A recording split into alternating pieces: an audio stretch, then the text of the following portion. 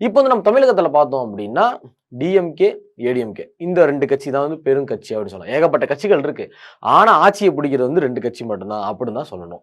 ஆனா வந்து நடுவுல வந்து இந்த வந்துட்டேன்டா மாப்ள அப்படின்ற மாரி தான் நடுவுல ஒருத்தர் வந்தாரு. யாரு அப்படின்னா டிவிகே.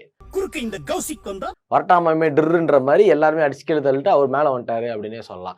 ஏன் அப்படின்னா, இப்ப டிஎம்கேக்கும், ஏடிஎம்கேக்கும் எந்த அளவுக்கு மக்களுக்கு ஒரு விழிப்புணர்வோ, இல்ல மக்கள் ஒரு தொண்டர்களோ அப்படின்னு சொல்லலாம்.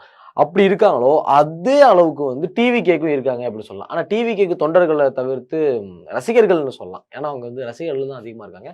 தொண்டர்கள் கொஞ்சம் கம்மி தான் அப்படின்னு சொல்லலாம். ஏன்னா எல்லாருமே வந்து ரசிகர்கள் தான் நினைக்கிறேன். தொண்டர்கள்னு யாரும் தரல. சரி ஓகே. ரைட் வுட்டுருவோம். இப்போ வந்து டிவிகே வந்து ஆட்சிய பிடிக்கிறதுக்கு கூட வாய்ப்பு இருக்கு. அப்படின்ற மாரி ஒரு சில கருத்து கணிப்பு எல்லாமே வந்துட்டு இருக்கு.